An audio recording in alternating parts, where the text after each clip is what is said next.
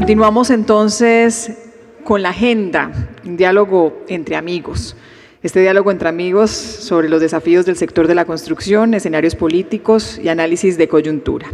Invito entonces para esta conversación a Mauricio Cárdenas, exministro y profesor en liderazgo global en la Facultad de Asuntos Internacionales y Públicos de la Universidad de Columbia, y a Mauricio Reina, economista e investigador, para que nos acompañen.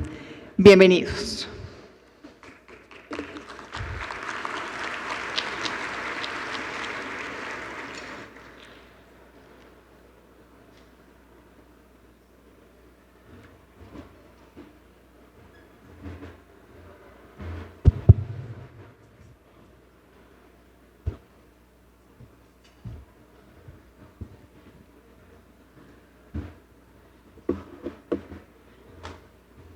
Estamos listos, ¿verdad? Bueno, saludamos y nos olvidamos y nos concentramos en Coven. Muchas gracias a Camacol por esta invitación a compartir con ustedes este conversatorio o algo parecido que hemos establecido, hemos ido desarrollando y madurando en la tranquilidad y la privacidad de una casa, y se transmite por YouTube y ha funcionado bastante bien, gracias a todos los que lo siguen. En un par de ocasiones lo hemos hecho así en auditorios, pero creo que es la primera vez que tenemos un auditorio tan grande, entonces le voy a pedir a usted, que vive muy pendiente del auditorio, que voltee un poquito la silla para acá y nos concentramos en la conversación. Entonces no puedo mirar al auditorio. De vez en cuando, hermano, pero es que si no, no nos concentramos. Bueno, como siempre, un gusto usted que no para mucho por acá, verlo nuevamente. Hemos discutido, y ya lo vamos a aterrizar, tocar como 3 o 4 temas el día de hoy, a ver si estamos de acuerdo. Es inevitable hablar del tema de estos días, que es el conflicto entre Israel y Hamás, la posición que ha ido evolucionando poco a poco del gobierno colombiano, pero sobre todo algo clave, creo yo, en caso de que ese conflicto se profundice y se agrave, porque todas las vueltas diplomáticas recientes tienden a evitar que se agrave, ¿qué impacto puede tener sobre la economía mundial? ¿Eso qué significa para la economía colombiana? Y por ahí entremos a hacer una evaluación de la situación de la desaceleración en Colombia, si le parece, como primer gran tema. Está muy bien. Bueno, no, muchas gracias. Gracias. Es una de las primeras veces, creo que la primera, que hacemos un diálogo de los dos, así en vivo e indirecto en un auditorio. Gracias a Guillermo por la invitación. Felicitaciones por este maravilloso congreso. Siempre es un gusto venir a Camacol. Gracias a la ministra por estar aquí acompañándonos. Nos honras con tu presencia. Gracias a todos ustedes. Los que tengan mucho hambre, se pueden ir. Aunque los que se queden, les podemos anticipar que esto no va a durar mucho, así que muevan el almuerzo como para la 1:15 y ya todos estaremos libres. Y tratemos de aprovechar este conversatorio, Mauricio, para darle un poco de contexto a este congreso, al momento que vive el sector de la construcción, y pues empezando con esta panorámica que usted plantea, que es pues el tema del momento, sin duda alguna. El tema del momento es los problemas en el Medio Oriente. ¿Y qué significa? Si yo estoy en el sector de la construcción en Colombia, digo, bueno, ¿cómo conecto lo que está pasando en el Medio Oriente con mi negocio, con mi sector, con mi problemática? Yo diría, lo primero es, esto no parecería que va a parar rápido y no creo que vaya a terminar simplemente con una escalada en el sentido de que ha habido los bombardeos que hemos visto en la zona de Gaza y que todo el mundo se va a quedar quieto y todo el mundo se va a quedar tranquilo. Hay mucha expectativa. ¿Cómo va a reaccionar Irán? ¿Cómo va a reaccionar Arabia Saudita? Lo único que sabemos concreto desde el punto de vista económico es que ha subido el precio del petróleo. Pero si esto se llega a agravar y a prolongar, vamos a tener una situación, otra crisis más, como si faltaran crisis en la economía mundial, en este caso asociada a altos precios del petróleo. Ahora, para Colombia, paradójicamente, altos precios del petróleo, si la reacción, por ejemplo, de Arabia Saudita fuera frenar la producción de petróleo o que Irán también frena su producción de petróleo, el impacto sobre Colombia es un impacto positivo. desde el punto de vista de los ingresos que eso nos genera, pero por otro lado es un factor de incertidumbre y en este momento ya tenemos mucha incertidumbre en el mundo, tenemos mucha incertidumbre en Colombia. Yo diría que la palabra en este momento que describe mejor lo que está pasando en nuestro país es la gran incertidumbre, entonces este sería otro factor más de incertidumbre. Entonces yo diría lo uno por lo otro, más precio del petróleo, pero por otro lado más dudas, seguramente tasas de interés más altas, seguramente más ambigüedad sobre qué va a pasar con la economía mundial. Entonces, si yo estoy parado en una empresa de construcción en Colombia, digo, esto no necesariamente es una buena noticia, así suba el precio del petróleo. No sé, ¿usted qué lectura le está dando? Tal vez movámonos un poco al escenario político, ¿cómo leyó la reacción del gobierno, del presidente Petro, la reacción que generó de otros sectores? Varias personas hicimos parte de cartas diciendo que lo primero que se debe haber hecho fue haber condenado tajantemente a Hamas como una organización terrorista y esto como unos actos terroristas. Eso no ocurrió en un primer momento por parte del gobierno, pero interesante su lectura política de todo esto. Déjeme, le doy una reacción antes de eso a los dos elementos que usted menciona de impacto económico en términos generales. Uno, por supuesto, mejores precios del petróleo, mejores finanzas públicas, mayor disponibilidad de divisas para el país. Y otro, incertidumbre, pero yo le agregaría algo más.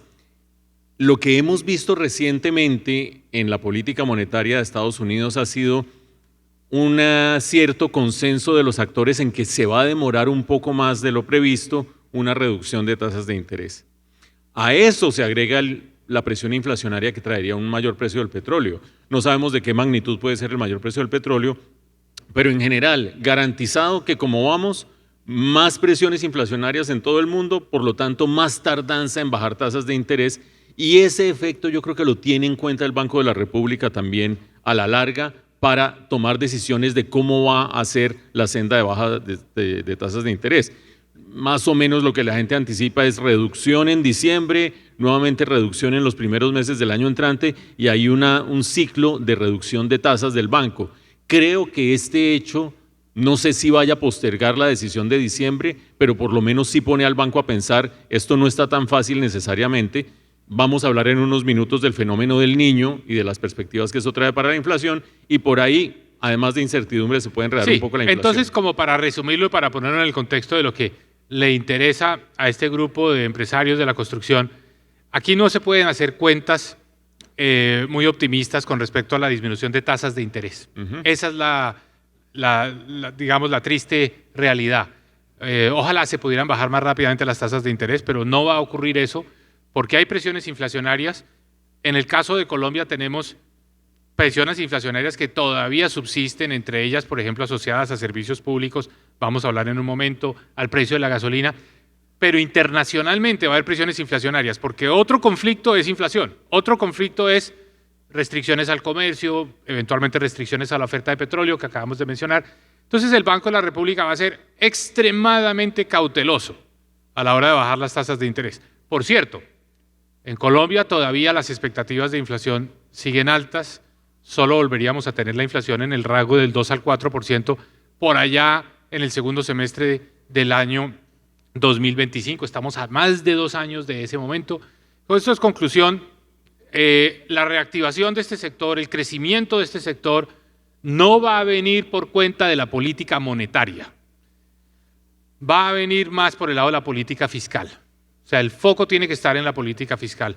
La política monetaria va a ayudar, pero se va a demorar. Entre otras cosas, porque en este sector la tasa de interés, al que uno tiene que estar observando y monitoreando, no necesariamente es la tasa de la política monetaria, la tasa de intervención del Banco de la República, que es la tasa de un día para otro.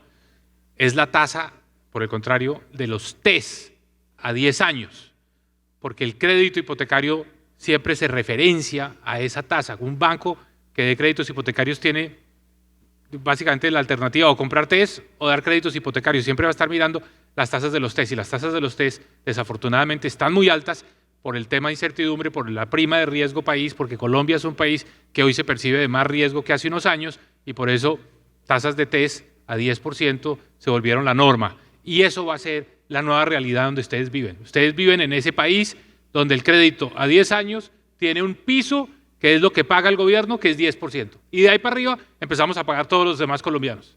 Los deudores de créditos hipotecarios de ahí para arriba. Entonces, desafortunadamente por ese lado de tasas de interés no vendrán las noticias de reactivación de este sector. Van a venir o tendrían que venir por el lado de la política fiscal. Ahora más adelante vamos a hablar de escenarios de reactivación y del rol clave que juega el sector construcción en general, tanto edificaciones como obras civiles.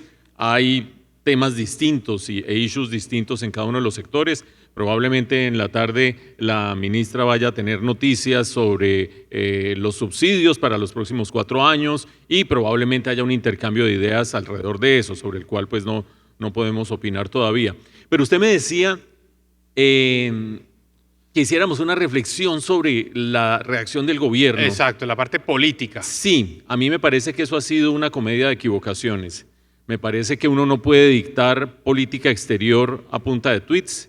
Me parece que mucho menos si se trata de no decenas, sino más de 150 de tweets alrededor de un issue, y mucho menos si la Cancillería va detrás de los tweets del presidente. La Cancillería saca un comunicado primero, al ser desvirtuado por los tweets presidenciales retira el comunicado, después se monta en la euforia del presidente el canciller, comete un error diplomático garrafal como es decirle al embajador de Israel que lo que debería hacer es irse, recoge las palabras, trata de explicar, una gran comedia de equivocaciones. Pero más allá de las malas formas de hacer política exterior, yo quiero dejar un par de reflexiones. La primera: independientemente de la posición que tenga el gobierno o el Estado colombiano sobre la existencia de 2 estados, el Estado de Israel, el Estado de Palestina, y los caminos para llegar a la convivencia de esos 2 estados, hay que recordar que al final del gobierno de Juan Manuel Santos se reconoció al Estado de Palestina haciendo relaciones diplomáticas con ellos. Por lo tanto, el Estado colombiano ha reconocido los 2 pueblos y de lo que se trata es de encontrar la manera de buscar que convivan. Independientemente de eso, de las simpatías por la causa palestina o de lo que se piense de la trayectoria muy sufrida del pueblo de Israel, lo que sí es cierto es que ningún gobierno colombiano debería quedarse callado ante un acto terrorista, por 2 motivos.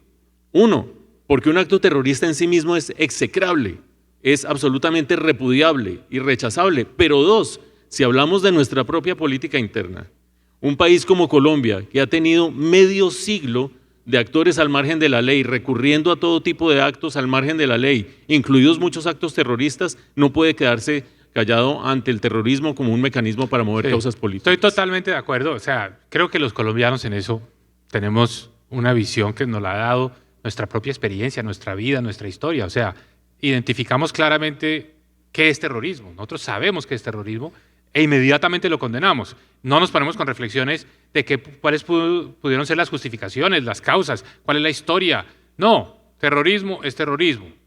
Y lo que ocurrió en Israel fueron actos terroristas. Entonces los actos terroristas son cuestionables y nosotros somos el primer país que tiene que salir a cuestionarlo porque lo hemos sufrido, lo hemos vivido. Pero más allá de eso, dos comentarios. Uno, el poder del WhatsApp. Es impresionante el poder del WhatsApp.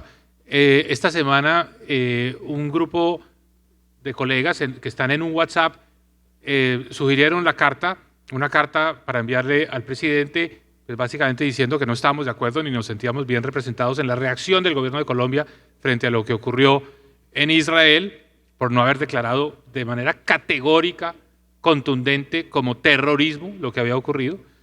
Bueno, en menos de 2 horas había 150 firmas. Es impresionante cómo se mueven las redes, cómo se mueve el WhatsApp y todo el mundo diciendo, personas que trabajaron en gobiernos muy distintos, que tienen visiones distintas, en fin, pero rápidamente un gran consenso alrededor de ese tema.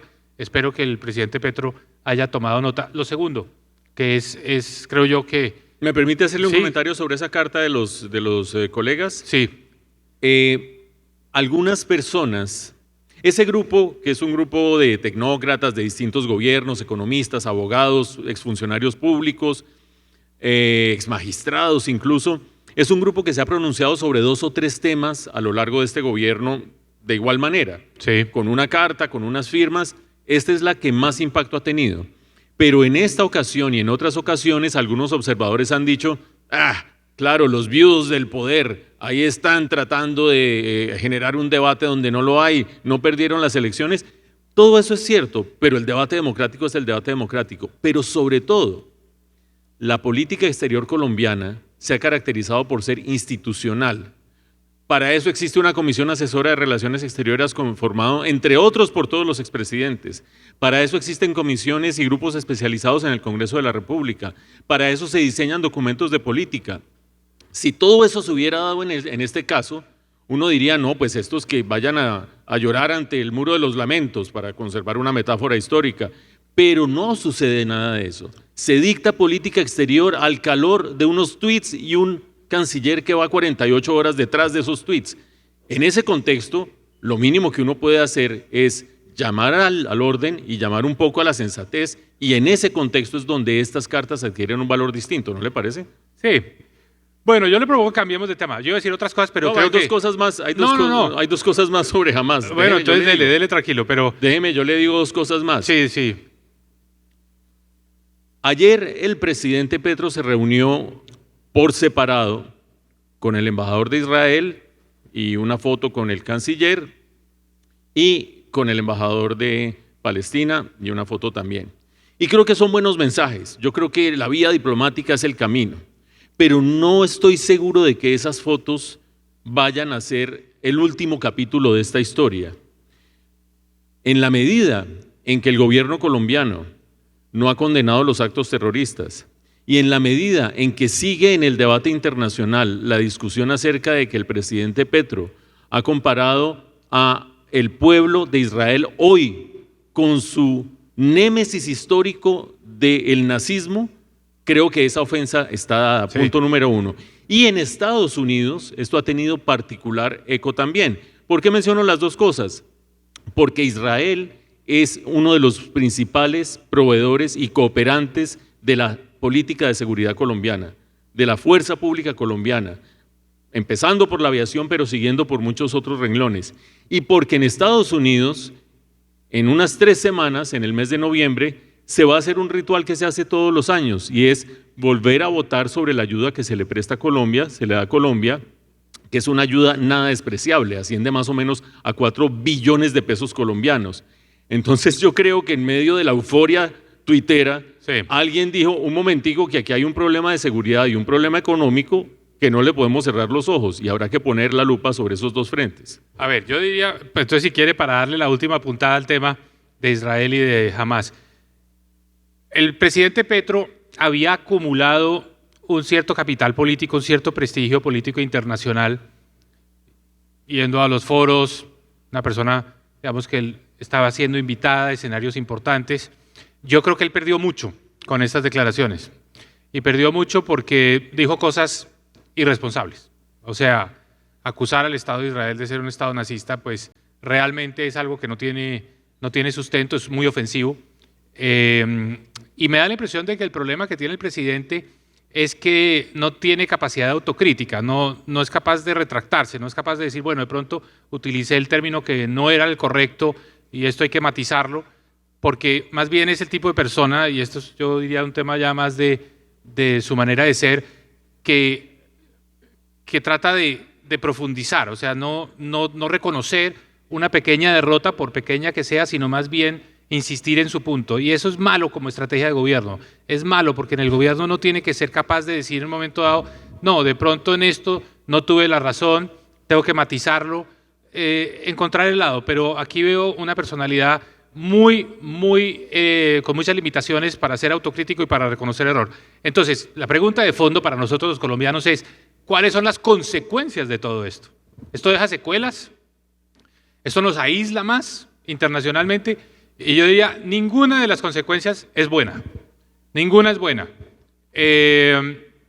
Porque no tanto por la reacción de Israel, que es natural, diciendo, bueno, nosotros hemos sido un país que ha tenido una buena relación con Colombia, sino por Estados Unidos y por Europa. Estados Unidos y Europa fueron muy claros y muy contundentes en su reacción, y yo creo que ven con sospecha, por decir lo mínimo, una reacción que es visceral, que es emotiva, que es inexacta, y sobre todo que es una reacción que no corresponde a la realidad de un problema, que lo que necesita es una solución, necesita ecuanimidad, necesita de los líderes mundiales entrar a buscar soluciones y de tratar de evitar que se escale el conflicto. Lo que hizo el presidente Petro fue, digamos, poco agudizar esas tensiones, agudizar esas emociones. Yo creo que eso, pienso yo, él fue el perdedor de todo ese episodio. Mauricio, con un elemento adicional, es una derrota más para la política exterior colombiana en el ámbito regional, porque el presidente Petro buscó que los gobiernos de la región se le sumaran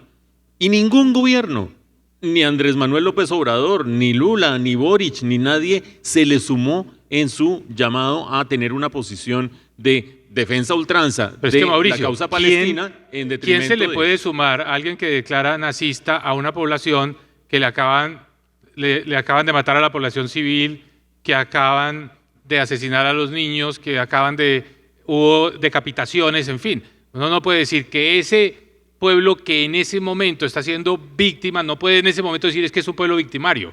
Entonces, bueno, esto yo creo que si ponemos aquí al público a levantar las manos, pues yo estoy convencido que aquí lo que prima es la sensatez.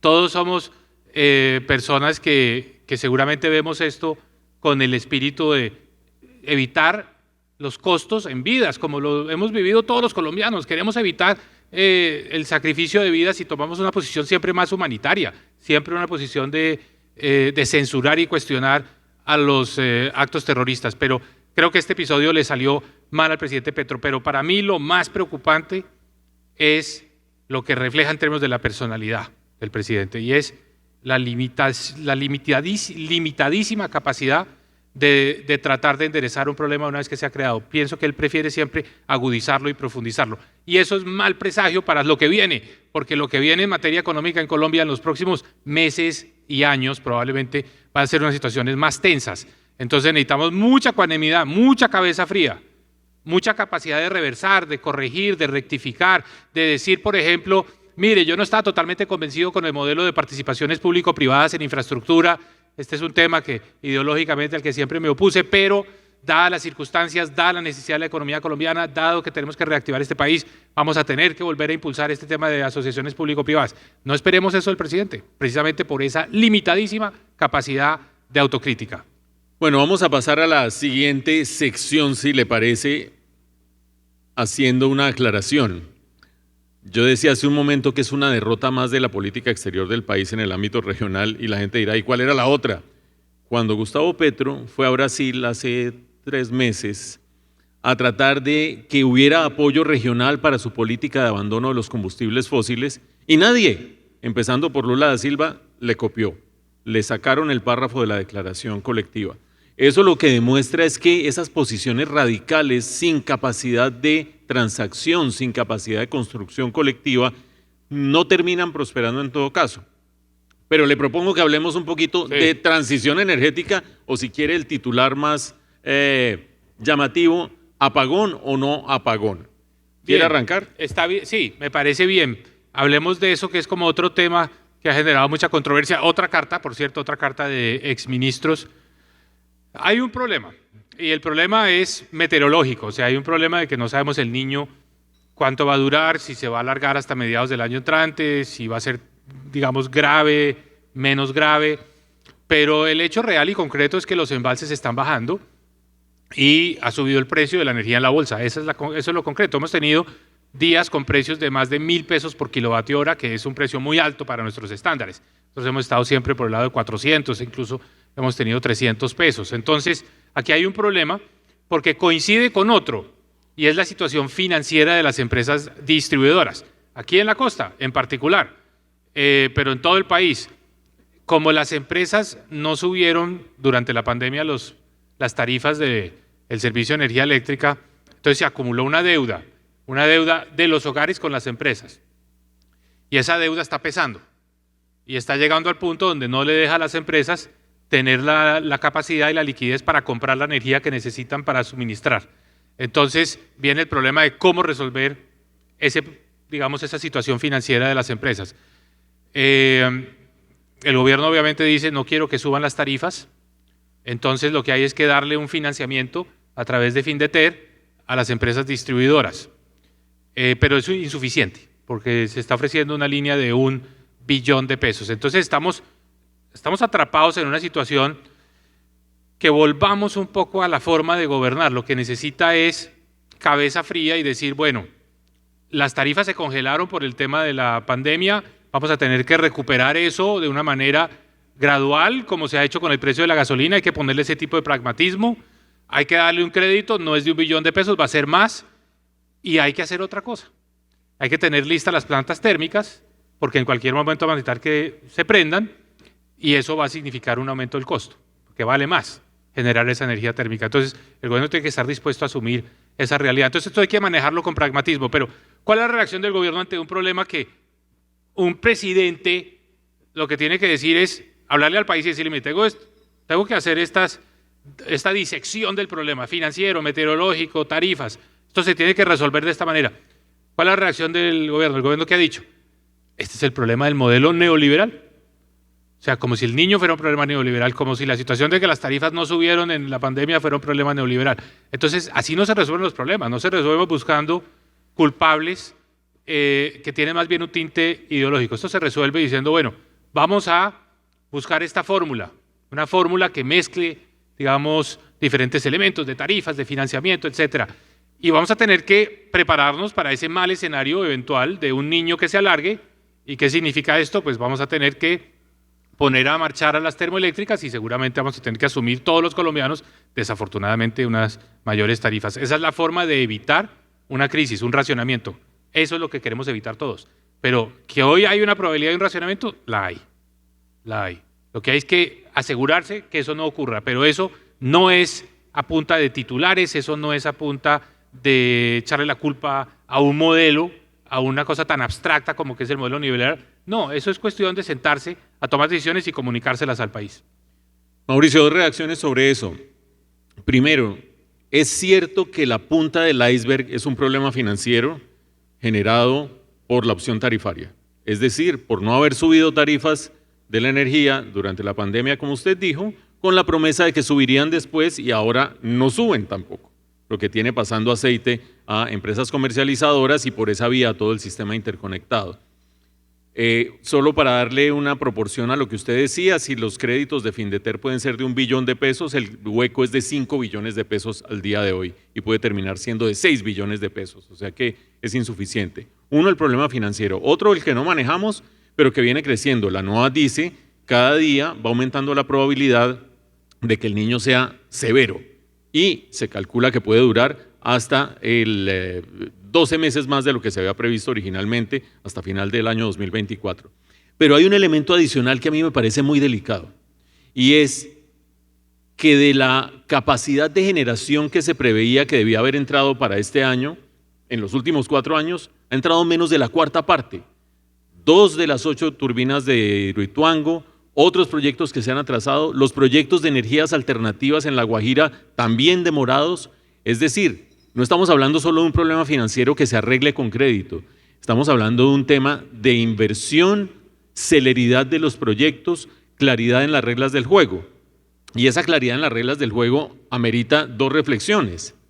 Una, a mí me da la impresión que el nuevo ministro del ramo, el nuevo ministro de Minas y Energía, no solamente sabe mucho más que su antecesora, no solamente sabe del tema, sino que además tiene una disposición a tratar de resolver los problemas. Es decir, una cosa es el gobierno de Gustavo Petro, es un gobierno de izquierda y tiene una ideología que puede calificar de neoliberales muchos aspectos de gobiernos anteriores, y eso es legítimo, es parte de la política del gobierno que está en el poder.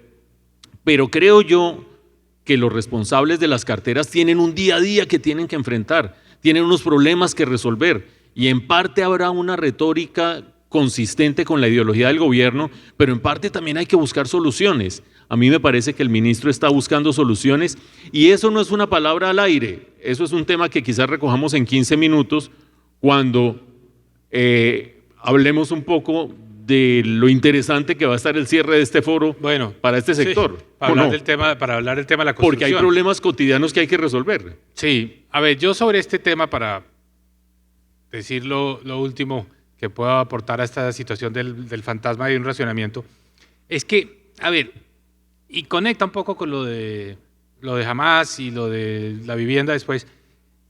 Está bien que para hacerse elegir un político tenga que ser polémico, tenga que ser en cierto sentido un agitador, tenga que, estar enfatizando lo que está mal y pues por supuesto plantear que lo que viene cuando esta persona sea elegida va a ser mejor. Eso se entiende como parte de una estrategia política electoral de campaña. Pero hay un día que es un día triste para cualquier político, que es el día que empieza a gobernar. Porque es que gobernar viene con un precio. Gobernar viene con el precio de las medidas y las decisiones difíciles. Gobernar no puede ser estar agitando todo el día, estar buscando el responsable, mirando a ver quién con el espejo retrovisor. Gobernar muchas veces es la decisión de, bueno, tenemos este problema, lo tengo que comunicar bien, aproveche las ventajas y las capacidades de comunicación que tiene el presidente Petro, pero significa que la solución va a tener que ser esta. Entonces, para aplicarlo al caso del sector eléctrico, la solución es, bueno, primero necesitamos que esos 2.000 megavatios en construcción en La Guajira, pues finalmente se entreguen, y para que se entreguen los proyectos necesitamos la línea de transmisión, el colector, y para que se entregue el colector necesitamos resolver todos los problemas que ha habido con comunidades, necesitamos darle prioridad a esto. Entonces, es la prioridad del país, hay otros problemas que van a tener que esperar, otras aspiraciones, digamos, que pueda haber de desarrollo en La Guajira. Tenemos que darle prioridad a esto. O vamos a tener que subir tarifas para resolver el problema de las empresas distribuidoras, reconociendo que hay una deuda acumulada, y vamos a tener al mismo tiempo que buscarle el financiamiento para pasar, digamos, el bache a las empresas distribuidoras, y necesitamos más de 1 billón de pesos, necesitamos recursos en el presupuesto, en fin, eso es gobernar.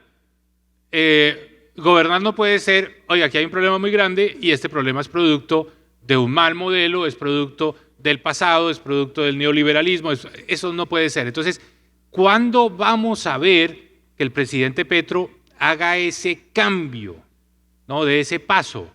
Esa es la gran pregunta que tenemos. Entonces, esa pregunta nos puede llevar a decir, nunca. Entonces, ¿cómo va a ser Colombia? Tendríamos que pensar cómo va a ser Colombia de aquí al 2026, si eso no va a ocurrir. O si va a ocurrir, ¿qué lo va a generar? ¿Cuál va a ser el detonante? ¿Es un tema de las encuestas? ¿Es un tema de que se baja mucho la popularidad?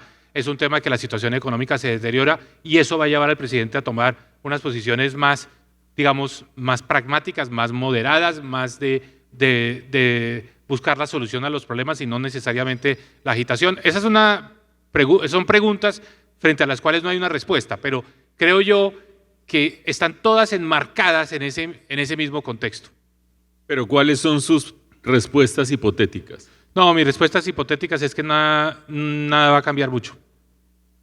Que el presidente mantiene su línea.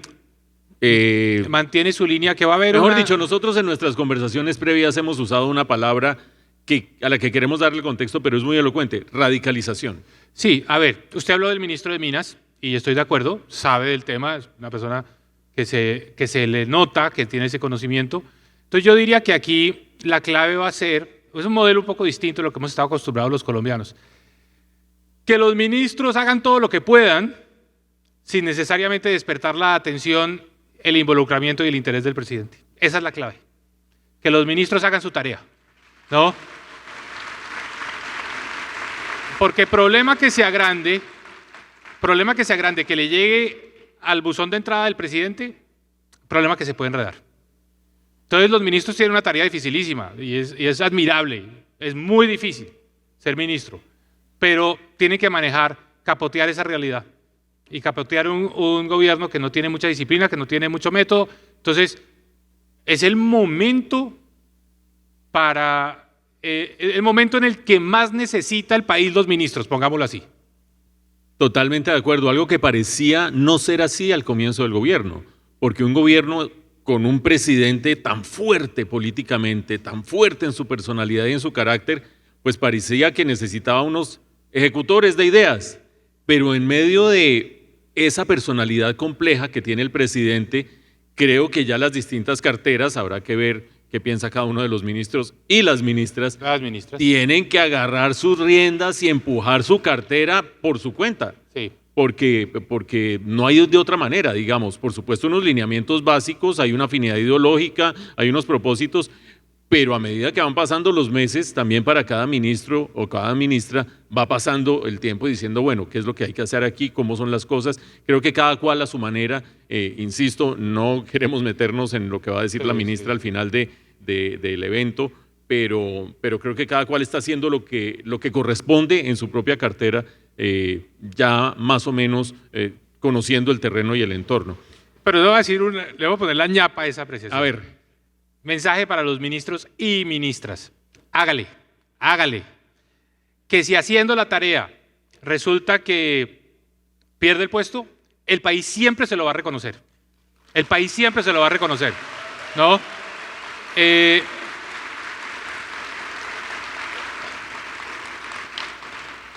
Yo ahora soy colega de José Antonio Campo en la Universidad de Colombia y pues ocasionalmente nos encontramos con colombianos en la calle, estudiantes, no sé qué. Todo el mundo le agradece. Todo el mundo le dice, oiga, gracias por servirle al país. Nadie le reclama, nadie le dice, ¿por qué no hizo esto? ¿Por qué no hizo lo otro? No, la gente, oiga, gracias. Y yo creo que esa es la actitud con la que uno tiene que ser ministro de este gobierno. Voy a cometer una infidencia. En este salón hay que 600 personas, Guillermo, más o menos, o no sé cuántos.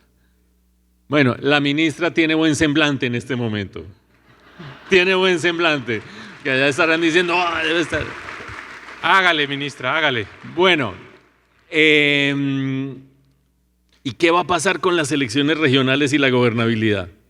Y el paso de las reformas por el Congreso. Nosotros hemos dicho en conversaciones previas que los partidos van a hacer un doble juego. Uno, en la medida en que la favorabilidad del presidente se ha estabilizado abajo, porque no es que siga cayendo, se ha estabilizado en 32, algo parecido,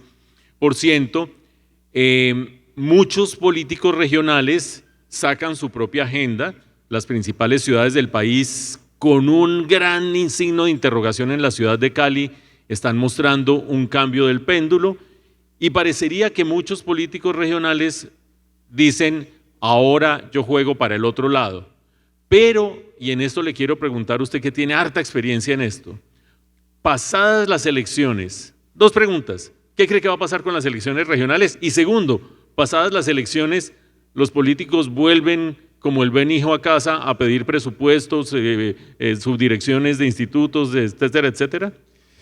Bueno, yo creo que las elecciones, y esto pues ya no necesita tener una bola de cristal ni mucho menos, van a ser una gran derrota para el pacto histórico. Eso ya está cantado. Van a ser un triunfo para muchos grupos. O sea, ustedes van a ver el lunes después de elecciones muchos partidos reclamando el triunfo, ¿no? Pero no hay ninguno que en particular lo vaya a tener. Pero lo cierto es que ese momento va a servir para no solo medir fuerzas, el pacto histórico ya, digamos, va a ver ahí que sus posibilidades de elecciones, de tener un candidato o candidata con posibilidades grandes de triunfo en las elecciones presidenciales de 2026 se disminuyen. Eso va a generar una presión dentro del gobierno muy fuerte para tratar de mejorar la popularidad del gobierno y eso se llama, tristemente, gasto público, ¿no? Gasto público, va a haber más presiones al gasto público, entonces va a empezar a hablar de que hay que relajar la regla fiscal.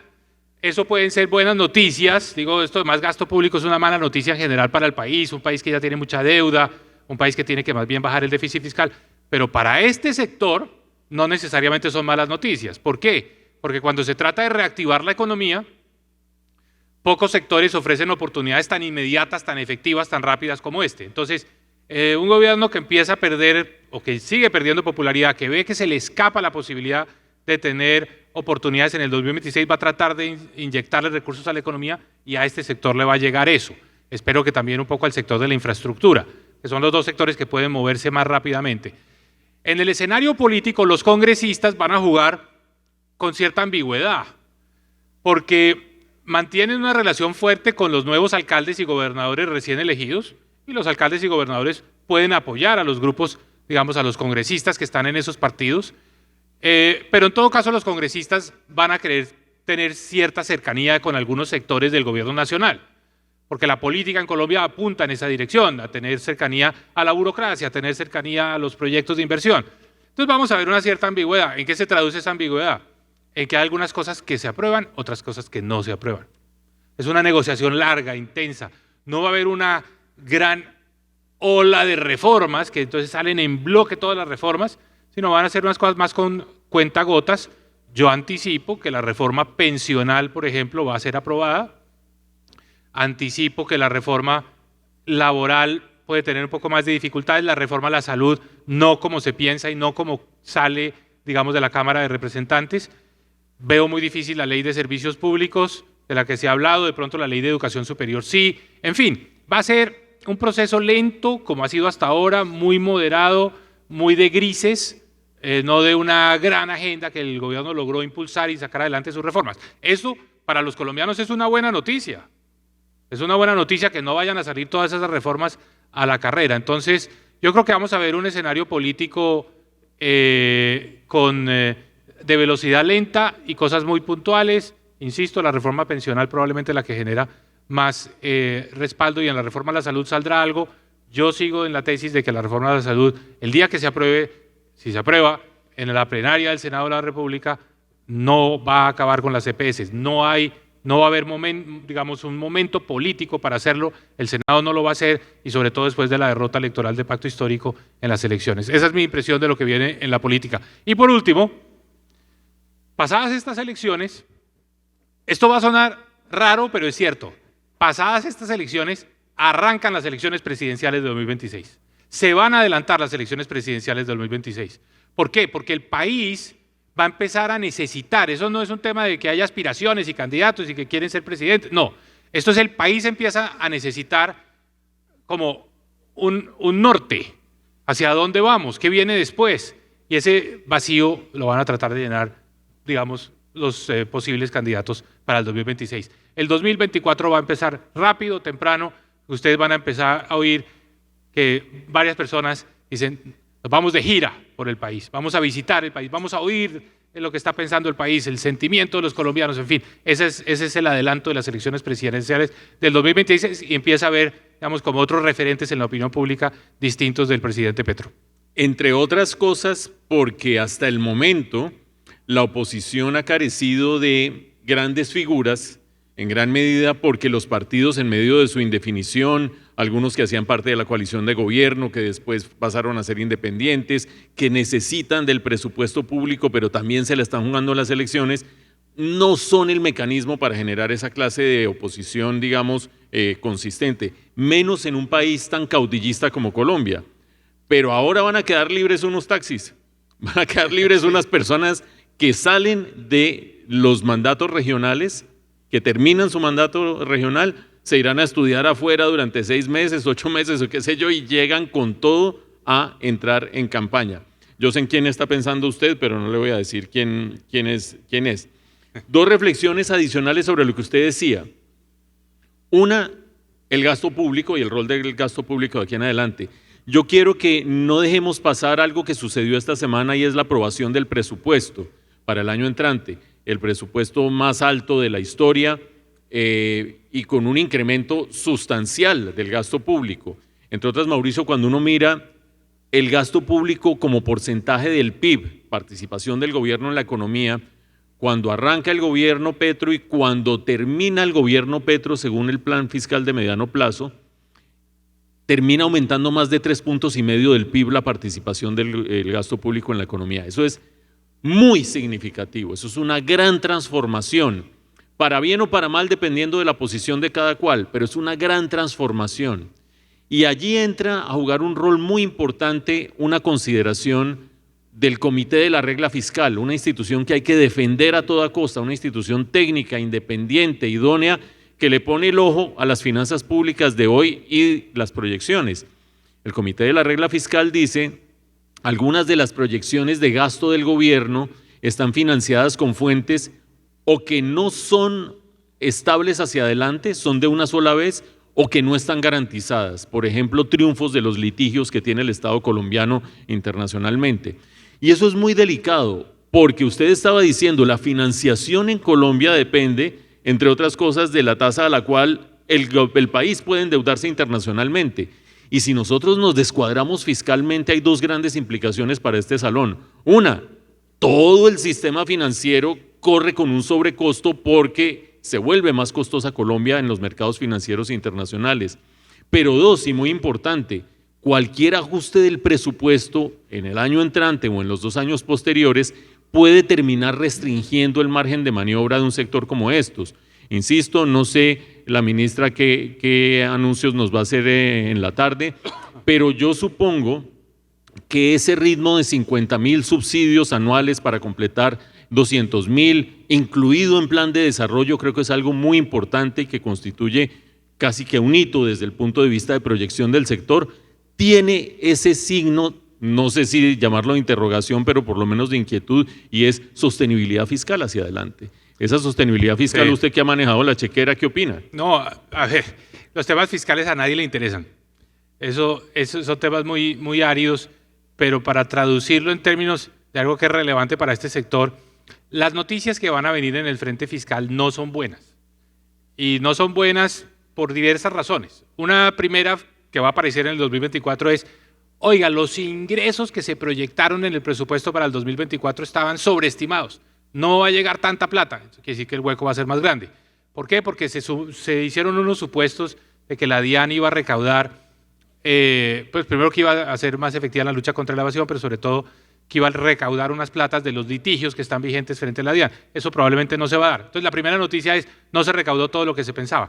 Pero la segunda es que en cualquier momento el presidente dice, mire, esto de la regla fiscal es una camisa de fuerza, no nos está dejando reaccionar, y cuando se hizo la regla fiscal no se pensó en la transición energética y eso cuesta una plata, eso hay que sumársela. Entonces, listo, le da más espacio de gasto.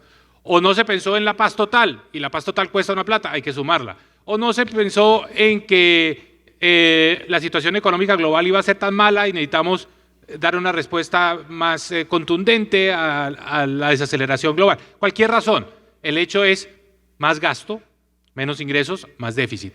Pero esa va a ser una conversación más de técnicos, más de si se cumple o no la regla fiscal, etcétera. ¿Cómo afecta eso a un sector como este? En que todas esas noticias fiscales malas suben la tasa de los TES. Entonces, la idea de que la tasa de los TES vuelva a bajar y que la tasa de 10 años de los TES esté por debajo del 10% se vuelve imposible. Y ese es el piso, insisto, de las tasas de crédito hipotecario. Entonces, la reactivación de este sector no va a venir por esa vía. Por esa vía solo le van a llegar noticias regulares, de que las tasas se mantienen altas o incluso pueden subir. Mientras más malas las noticias fiscales, más suben estas tasas de los TES. Pero ¿por dónde vienen las buenas noticias? Entonces aquí voy a hablar en primera persona de la ministra. Cuando los presidentes están un poco angustiados con el ritmo de actividad económica, empiezan a buscar fórmulas para, obviamente, salir de esa situación e impulsar la economía. Y hacen una ronda en el Consejo de Ministros para ver quién tiene las mejores ideas. Y las mejores ideas siempre vienen del sector de la vivienda. ¿Por qué? Porque es el único sector que puede levantar la mano y decir, presidente, primero, si a mí me dan más recursos, en 3 meses eso está en la calle. Y segundo, por cada peso que me dé el Ministerio de Hacienda, este sector le genera 10 pesos de actividad económica, un multiplicador de 10. Eso está aprobado, eso no está inventado, no son cifras que yo estoy haciendo acá, son cifras estudiadas, las tiene el Ministerio de Hacienda, ningún otro sector. Alguien va a levantar la mano y decir, es que necesitamos construir más vías terciarias. ¿No? Entonces todo el mundo dice, sí, maravilloso hacer vías terciarias. Entre el momento que el ministro de Transporte levanta la mano y dice más vías terciarias y el momento que se están construyendo las vías terciarias, pasan 2 años, porque hay que hacer los diseños de los proyectos, hay que hacer las licitaciones, hay que hacer las adjudicaciones, hay que hacer la contratación, hay que dar el anticipo, en fin, 2 años. En este sector no, es rápido. Entonces, este es un sector que está muy bien parado en la conversación cuando se trate de buscar las fórmulas de reactivación. ¿Por qué? Porque los proyectos están listos, los proyectos los tienen ustedes en sus oficinas tienen ahí las carpetas y es la señal de que va a haber más subsidios. Y este gobierno los va a necesitar. Los van a necesitar porque la realidad de la actividad económica se va a imponer. Y en esa conversación, la silla más importante en el Consejo de Ministros la tiene la señora ministra de Vivienda. La tuvo en su momento usted, Guillermo, como viceministro de Vivienda, la usó muy bien, fue, digamos, un factor, un gran catalizador de recursos hacia ese sector, y los gobiernos dicen, esto funciona, esto sirve, vamos para adelante, este modelo está aprobado, no hay que inventárselo, no hay que entrar a hacer grandes estudios, no hay que contratar a consultores, no, es un tema de poner la máquina a andar, y a la máquina hay que ponerle más gasolina, eso es todo lo que se necesita. Y una vez que la gasolina esté en la máquina no se equivoca, la máquina prende y la máquina arranca a trabajar y arrastra a toda la economía colombiana.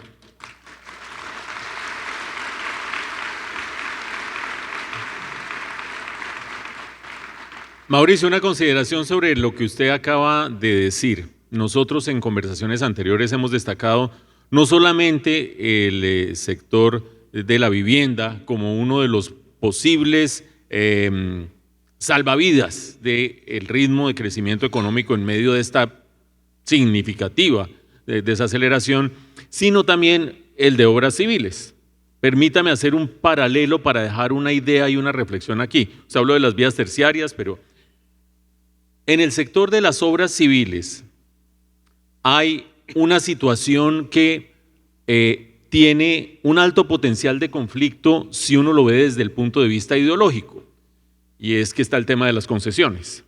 Entonces, ¿cómo puede ser que el dinero de los peajes y del Estado, el dinero público, porque es recogido de los peajes, etcétera, etcétera, se lo estén gastando unas empresas privadas? Si uno mira con esa lente, llega al punto en el que está hoy ese sector, donde todavía estamos a, ¿qué? 22 de octubre o algo parecido, no se ha reconocido ni resuelto el tema del aumento de los peajes que se debió dar el 1 de enero de este año y no se dio, y el ya salido ministro de ese entonces dijo, tranquilos que eso se resuelve en 6 meses, pasaron los 6 meses, no está resuelto, hay de por medio posibilidad de demandas, etcétera, etcétera, porque hay contratos al respecto, pero sobre todo hay una gran incertidumbre y una gran interrogación. ¿Y qué va a pasar? ¿Y si al presidente le gustan o no le gustan las concesiones? ¿Y si eso tiene nombre propio o no tiene nombre propio?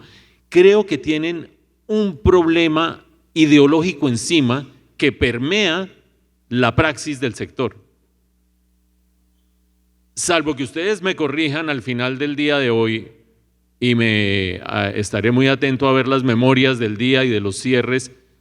Aquí no debería haber problema ideológico. Aquí no debería haber nada distinto a que la praxis del Estado, la praxis del gobierno y la praxis del sector privado jalen para un mismo lado. Creo yo que hay unos sectores en los que es mucho más difícil decir, yo me despojo de la ideología y entonces venga a ver cómo es que es esto de pragmático. No, porque los modelos así lo imponen, pero en este caso yo no veo una gran dificultad desde el punto de vista de distintos modelos de desarrollo y por lo tanto de implementación de política pública para que esto funcione como lo estamos planteando. Sin duda, la ideología se atraviesa y la ideología es la que yo creo que ha causado más daño. Es un problema ideológico, por ejemplo, el haber frenado los proyectos de las APPs. Nosotros podríamos estar ahora en la 6G, que el gobierno le hubiera querido poner el nombre que quisiera, no es un tema de nombre, es un tema del modelo, un modelo que ha estado funcionando, un modelo que necesita el país y un modelo que dio buenos resultados, que está parado. Entonces sí, a ver, yo creo que llamemos las cosas por su nombre. En este sector, pues obviamente lo que lo mueve y lo que lo hace tan eficiente y lo que lo hace útil para los propósitos de un gobierno que quiere reactivar la economía es que está el sector privado al otro lado. Nosotros no estamos dependiendo de que la ejecución de los proyectos de vivienda las haga el Instituto de Crédito Territorial. No, empresarios eficientes que son conscientes de los costos, los tiempos, quieren asegurarse que las obras se hacen y se venden los proyectos. O sea, esa es la gracia que tiene este sector. Si no, no sería tan eficiente. Y es el modelo es con el sector privado. Entonces, lo primero que tiene que hacer el gobierno es aceptar que aquí sí va a haber recursos públicos que se canalizan a través del sector privado, pero que en última instancia le llegan es a la gente, porque la gente es la que va a tener la vivienda. Y sobre todo si estamos hablando de la VIP o de la BIS, pues es la gente que más necesita esa vivienda. Y yo estoy de acuerdo con la focalización. Yo creo que en eso teníamos que hacer ajustes y afinar el modelo, mejorar la focalización, utilizar bien el Sisbén para que ese subsidio le llegue a esa familia que más lo necesita. Pero que en esa máquina entra el sector privado y el sector privado es el intermediario, el que gestiona esos recursos públicos, pero que finalmente se le convierte en bienestar a los hogares y a las familias, no hay duda. Entonces, si uno arranca esta conversación con reservas, con escepticismo, con un poco de resistencia frente al sector privado, no llega a ningún lado. Entonces, lo primero que tiene que hacer el gobierno es decir, sí, esto es con el sector privado.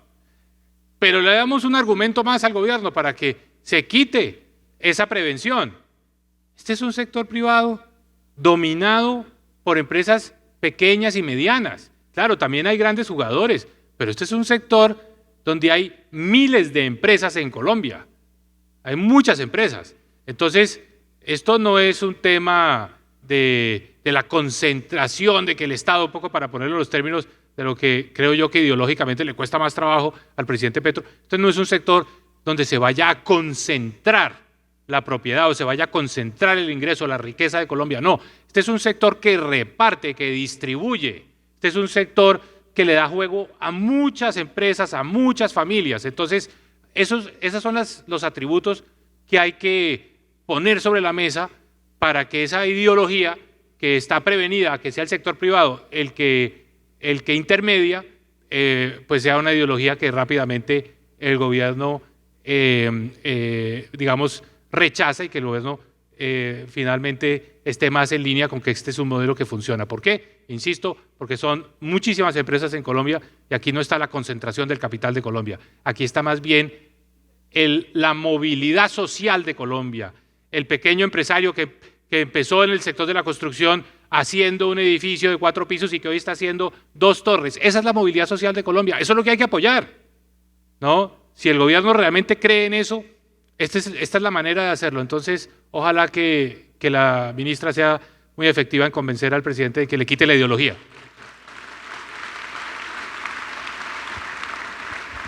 Bueno, Mauricio, usted dijo que les prometió que se iban a almorzar a la 1:15. Entonces, tenemos 3 minutos por reloj, está ahí. Yo le propongo que hagamos como en los documentos, resumen y conclusiones. ¿Pero no nos quedó algún tema pendiente? Pues, ¿Está todo chuleado? Hermano, siendo la 1:22 no, minutos. yo se lo pregunto porque usted es el del orden, usted es el que lleva el orden. No, yo creo que está más o menos todo. Yo habría querido profundizar un poco en los resultados de las elecciones, pero después los miramos con calma. Resumen y conclusiones. ¿Para dónde va el país político? ¿Para dónde va el país económico? Y en ese contexto, ¿qué sería bueno que este sector privado y público hicieran? Pues yo no sé si resumen, tal vez es como más un sentimiento, una emoción. Yo veo al país muy preocupado, el país está intranquilo. Me da la impresión de que esto de las declaraciones del presidente contra Israel fueron como un poquito la gota que rebosó la copa, donde la gente dijo, aquí hay un problema, hay un problema de temperamento, hay un problema de actitud. Entonces yo veo al país un poquito pesimista, apesumbrado, y eso es lo que me preocupa, porque pues todavía falta mucho tiempo para llegar al 2026. Entonces el mensaje que yo daría es no nos dejemos contagiar demasiado por eso, no nos contagiemos de pesimismo. Yo creo que el país ha mostrado resiliencia, tenemos buenas instituciones y yo estoy convencido que lo que viene después del 2026 va a ser un poco recuperar el tiempo perdido. Si se dejó de hacer infraestructura en Colombia, va a haber un boom de infraestructura. Si se dejó de hacer vivienda, va a haber un boom de vivienda. Es decir, estoy convencido que el ciclo político nos va a llevar a que en el 2026 digamos, oiga, esa fase anterior fue una fase en la que hubiera sido bueno invertir, no salir de Colombia, pensar en lo que viene después.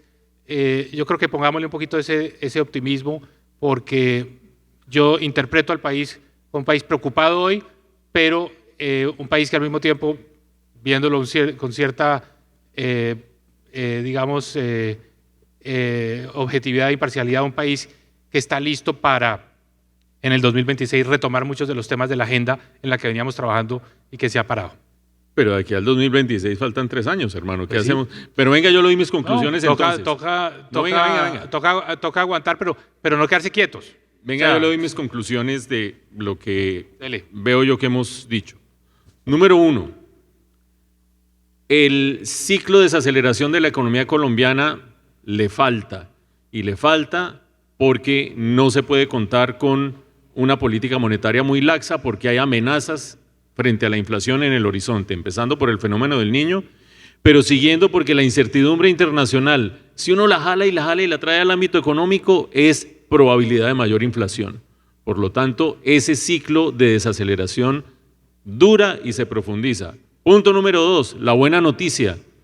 En medio de esa situación, los sectores claves para empujar la economía son el sector de la infraestructura y el sector de la vivienda.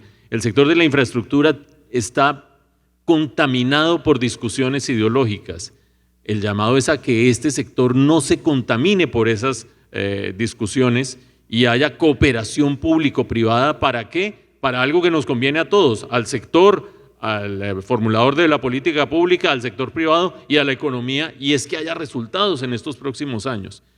Y número 3 de mis conclusiones, creo que si se sustrae este sector de esa discusión político-ideológica, con diferencias de modelo, ya se cambió el modelo de asignación de subsidios y habrá que ver si funciona, no funciona, hay polémica, hay discusión, pero bueno, ya se hizo el ajuste político al sector, ahora hay que aplicar la política pública. Pero número 3, vienen tiempos de radicalización del presidente Petro, y allí creo yo que es muy bueno mostrar resultados para todos, porque eso, como usted dice, lo saca del radar de la radicalización política.